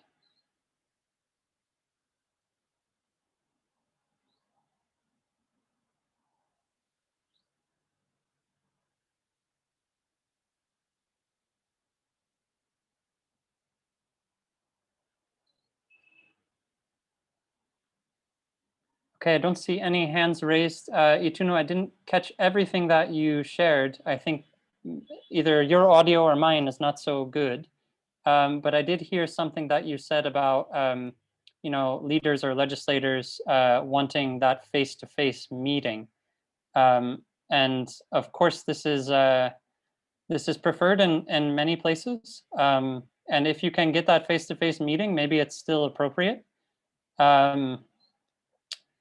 What the I think my you know my general reaction to what you're saying is that there are a lot of like, just thinking about my own context with members of parliament in Uganda, many of them are not even on social media or don't even use the internet very often, and so or at least not for the same purposes as others maybe, and in this case, you know, you may not want to build a whole campaign online that's targeting that particular leader or legislator. That may not be your best. You may not even want to do digital advocacy around that. On the other hand, maybe there are secondary targets, you know, people in their circles or spheres that you can target with digital advocacy to nudge them in one direction or the other. So I saw a few hands raised, but they came in late. So I'll assume that those are other questions or topics. Faith has had Faith's hand up for a long time. Can you share with us anything, Faith?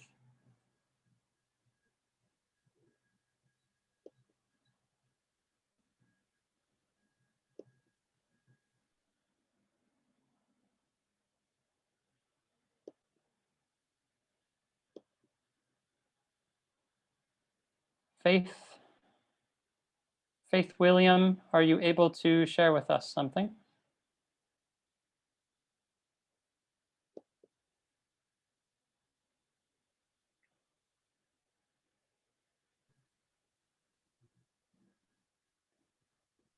Okay, so the next person I saw was George, and then after George, Roseline. So George, please, you have the floor.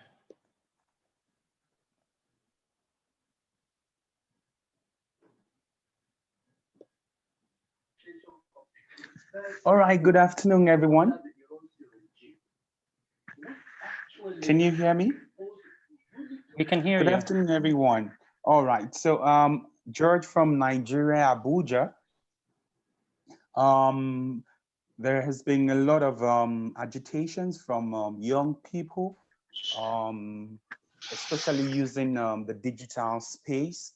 And we are also faced with clampdowns from government authorities over mobilization of young people to raise their voices against police brutality in Nigeria.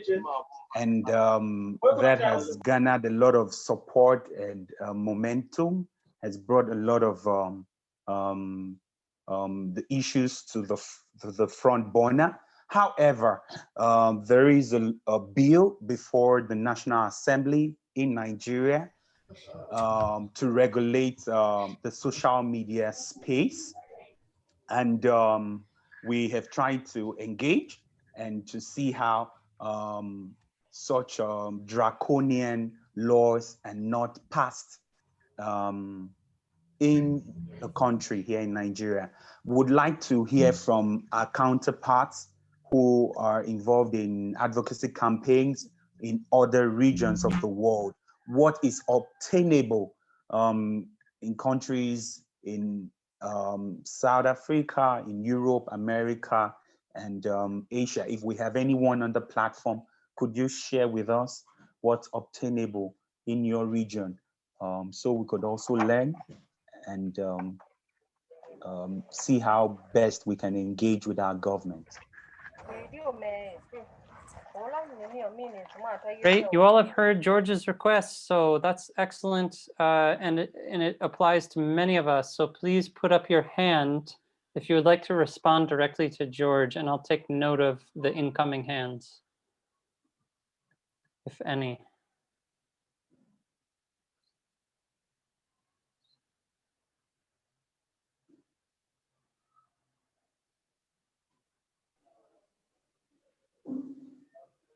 We're supposed to be getting more open and democratic, and we're going in the wrong direction. Does anybody have something to respond to George? I don't see any new hands.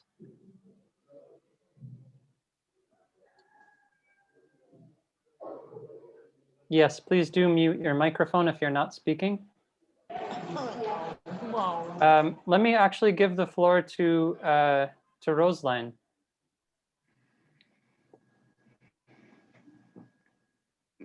Hi, everyone. Hi, everyone.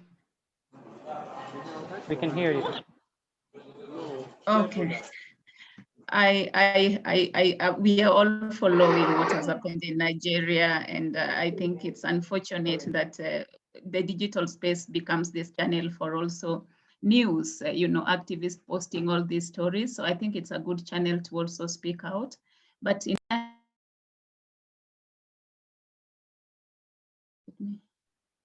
Roseline, you have muted yourself. Am I back on? Yes, you're back on. So right now in Kenya, there's a digital tax. So I think the governments are all seeing the space to also regulate and, eat into this space and get tax. So I don't know whether that answers George. So as much as it is useful, I think the government is putting their hand in hold on it. But my question is,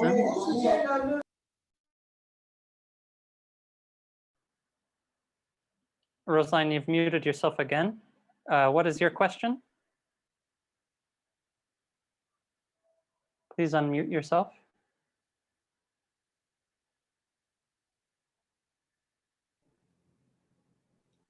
Phil, I'll just like to interrupt a little bit.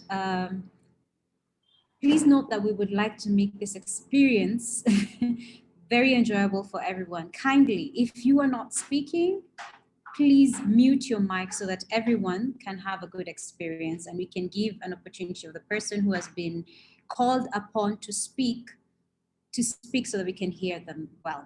Thank you. You can continue, Rosalind. I was saying the digital space is very common to cyberbullying to women activists. And so I wondered if our colleagues and, know what are the best practices, how women in other parts of this continent overcome this space for cyberbullying while they're driving change. And number two, what is the experience of our colleagues in terms of some of our target groups, particularly grassroots women, are not in the digital space. How do we narrow that gap as we look at building back better post-COVID-19? Thank you, Roseline. We've heard Roseline's queries. Please raise your hand if you would like to respond directly to Roseline.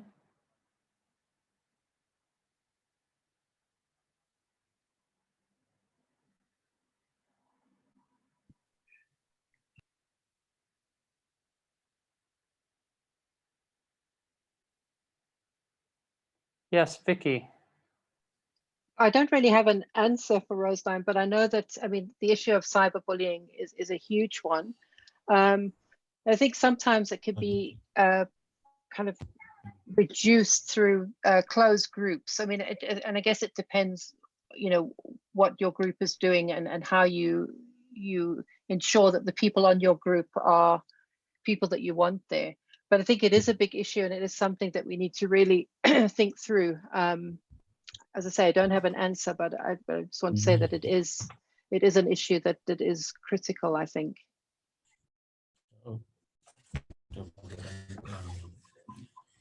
And Nali, did you want to respond directly to this topic? Yes, Nali and then Rutendo. I see those hands came up. Is it in relation to this topic? Yes. This is Nali. Yes, Nali. And in my observation and opinion, issues of cyberbullying affects gender, and it does not only affect those who refer to themselves as the female gender, but what in my observation and experience had proposed that when we are getting into an advocacy agenda, if we can do it as a team so that we can avoid elements or aspects of being targeted. Because once it's an agenda that I'm pursuing myself as an individual or as an organization, it's easy even for the state to clamp us down. So my proposal or my suggestion and how we do it is that we try to mobilize allies and champions, those partners and people that we can work with, so that we pursue that agenda as a group, and for any eventuality that might be of bullying in nature or being clamped down by the government are getting slimmer and slimmer. Thank you. Thanks for that contribution. Rutendo, are you responding to this question as well? Yes, I am, and thank you for the opportunity to respond. Her question was in twofold, if I got it correctly. It was on the issue of cyberbullying, and also how do we reach out to the women who are not on the digital spaces on issues to do with post-COVID and even prior COVID advocacy. I would like to start with the second question. From our experience here in Zambia, we have noticed that during the rise of the COVID clampdowns and shutdowns last year, a lot of communities that are not able to access the social digital spaces were still able to access their traditional modes of communication and interactions. So we had to find safe means of reaching out to them with information. These were through spaces like the healthcare centers that they still had to go to access medical services for themselves and also for their children. And we were able to use such platforms to share information with them on the different issues that were affecting women and awareness during this COVID period that were more focused towards their interests. So I would advise to say we can still find means and ways of reaching our target groups even during this period of COVID that are safe both for ourselves and also for our target groups that we want to reach out to. And on the issue of the cyberbullying, which is the first part of the question, like our previous speaker just alluded to, it does help a lot and work when we are able to work as an organization rather than individuals. It helps safeguard the advocate's identity and also their personal privacy from being a target when we're working as a group and rather than an individual. Thank you. Brilliant, brilliant. Thank you for that. There are two hands. Innocent will be next, and after Innocent, Deo. So Innocent, what do you have for us? Hello, everyone. Thank you for this opportunity. Actually, first of all, thank you for the presentation. It's been amazing. It's been a nice learning opportunity. And my issue is as for me, I work for Rural to Global Organization in Kenya. It's a community-based organization whereby we are trying to empower young women, especially young women and girls, to rise above the structural barriers in the society. But the problem is getting to involve these women and girls in a digital space has been a problem, because most of them, you find that they come from rural areas whereby there's poor internet connection. Another thing is also there's also the issue of finance. But we believe that through providing funds or maybe incentives to them, there's a short-term support. But how can we ensure that we are using long-term support, or rather, let me say, how can we involve young people, not just women alone, but young people in general, in the advocacy space, the digital advocacy space, in decision-making processes, in decision-making bodies, to ensure that they voice out their rights effectively without involving the aspect of tokenism. The aspect of tokenism, which I believe anytime you want to involve young people, they'll tell you that we don't have funds. So which strategies can we use to at least ensure that young people stand up and voice their rights without expecting anything in return in the name of financial support, but expecting the change in policies, the change in the implementation strategies, such things. Thank you. Innocent, you're asking a question which is asked every time that we convene sessions like this. So you are hitting on something that affects so many of us about youth tokenism, and then also like opportunism and money and participation and all of these kind of themes. I would love to hear what members have to respond to you. So please raise your hand if you have a response. There's a raise hand button in the Zoom application. Does anybody have a response to Innocent?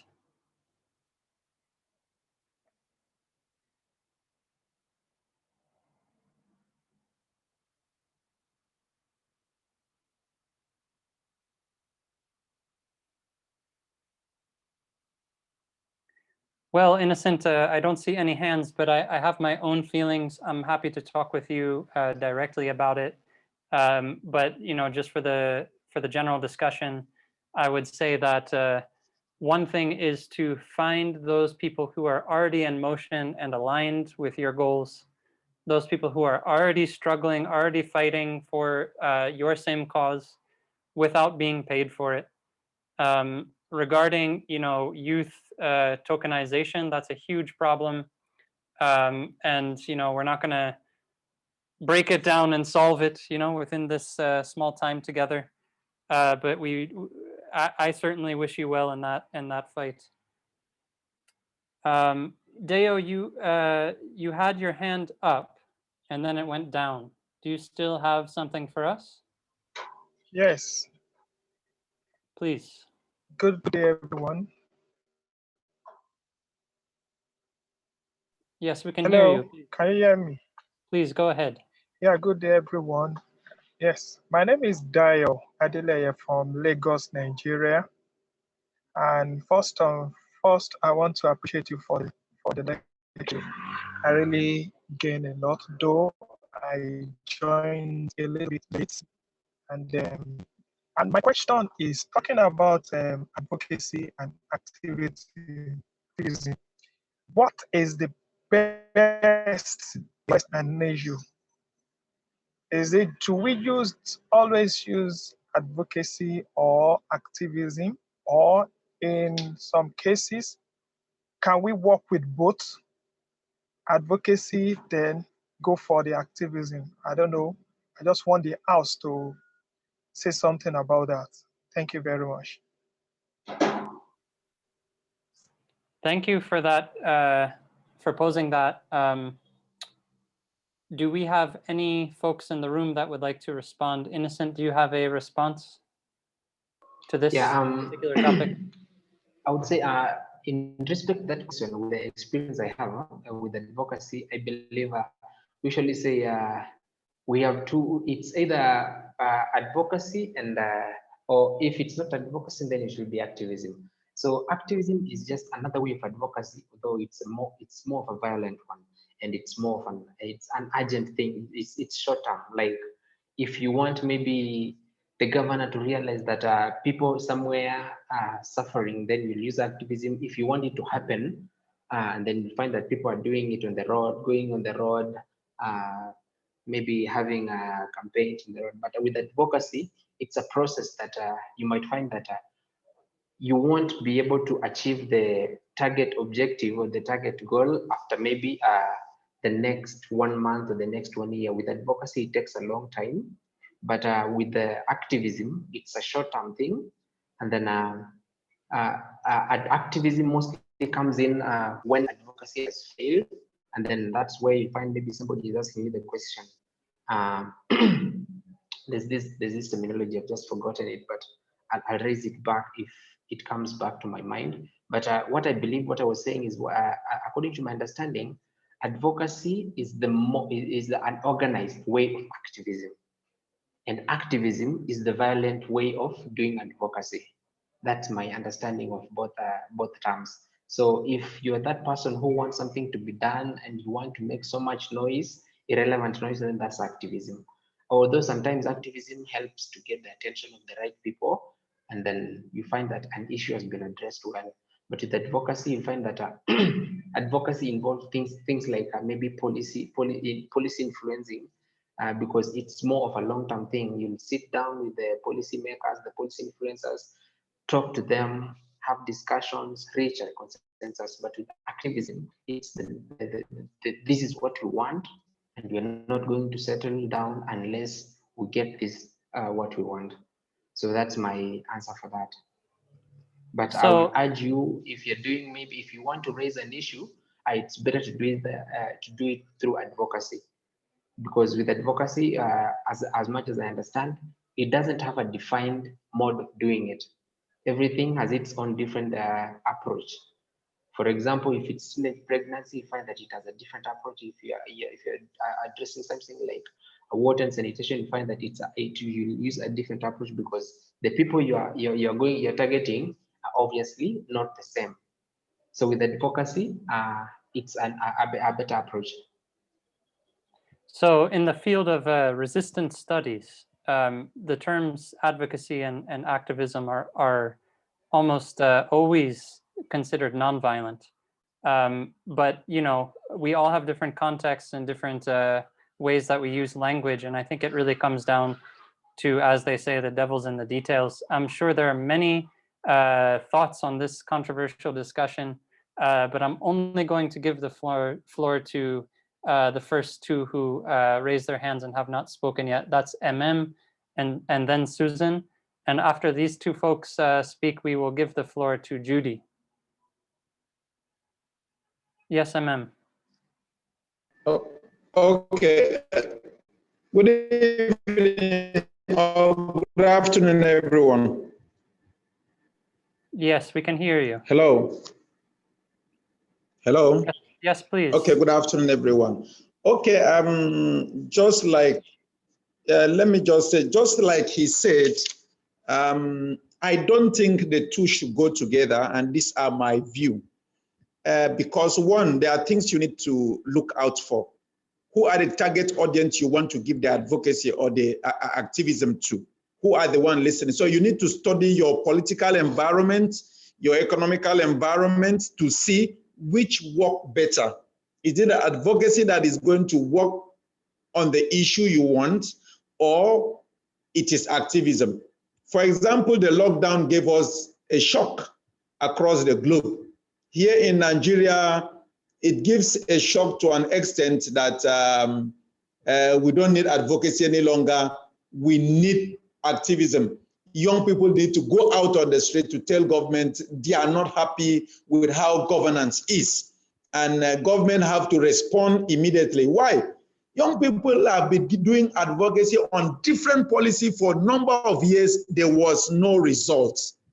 But you know, situation change and warrants that if advocacy is not working this way, you can now switch to activism. But when you are bringing the two together, you know, sorry to use this, African leaders don't really understand, how do I call it, advocacy, using a mild way to get something done. So you could have a policy you want to be passed, like down here in my state, for over 5 years, we have been advocating for a policy for youth agency and a policy to better the life of young people. What we want is a legal framework. Now we have met all stakeholders, you know, meeting this one, explaining to this, explaining to the National House of Assembly, explaining to government, explaining to all the stakeholders involved. But until now, no consent. But you see for the NSAS in Nigeria, within 24 hours, government responded across the globe, across the country, and they set up a panel immediately. So there are issues that activism work for. There are issues that advocacy work for. So the two for me should not go together. Look at the issue critically and know which one advocacy work for and which one activism work for. Nevertheless, there are advocacy that will end up with activism because you have gone round the trend, like I'm talking about this bill we have been pushing for 5 years. We are ending up this issue with an activism because we want this. This is what will change the life of young people around where we stay, and the government don't want it. So we have done what we would have done with advocacy. since it's not working. We need to switch to activism. But now when you bring the two together, you mix up issues, and maybe the leaders of government will misunderstand you, and they will just, thwart the effort you have put so long. So that is my contribution on the advocacy and activism issue. Thank you. Thank you, MM. We're just going to go to Susan. Susan, can you give us your contribution in 1 minute, and then over to Judy to leave us with maybe a final question? Susan, are you still there? Okay. Are you hearing me? Yes. Could you be brief? Hello, my name is Susan. Yeah, I will be. So I would just like to support both of them, what they have said, and I'd like to give an example. When there was a strike for doctors here in Mombasa County, as the civil society, we just went to advocacy, where we use the media houses, and we gave our press statement. And through the press statement, with just a way of advocacy, we wanted to see the governor. And when he saw the TV, he was able to make an appointment with us. So I can say advocacy works, but just the way my colleague has said, it can start with advocacy and then you finish with activism. Because I know when the governor saw us on TV, he knew that this civil society, they will end up to activism. So the best way is for me to meet them before they go the rough way. So I think both of them can work in different time. Thank you.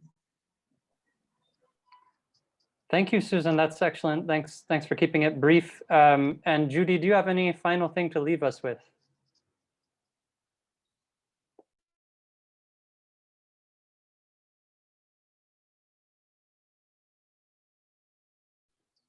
Judy Mwangi, are you able to hear me? Are you able to unmute and give us a contribution?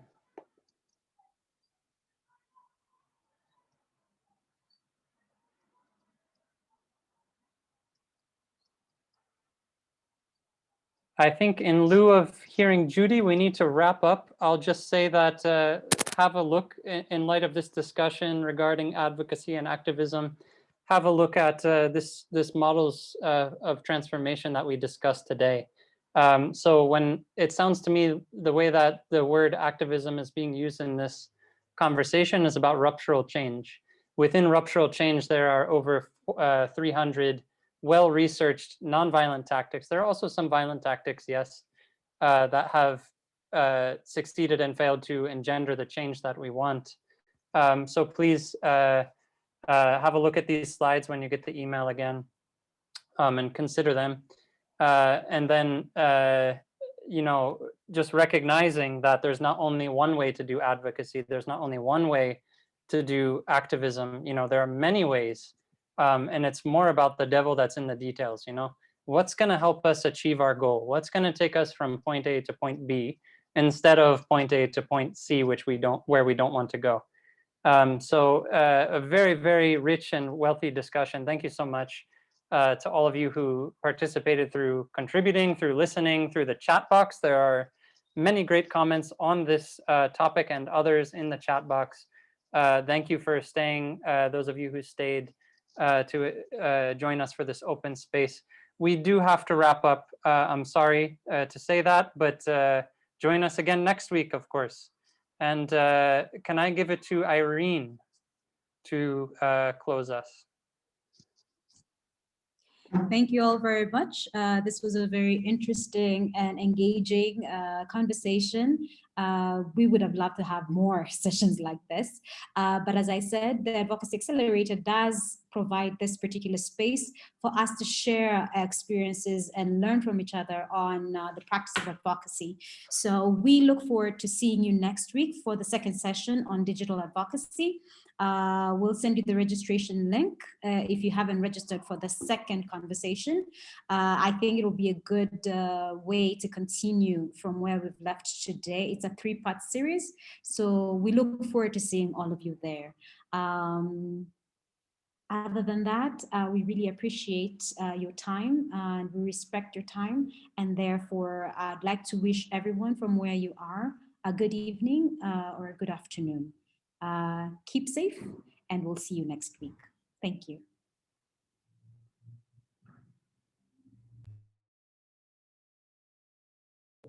Awesome.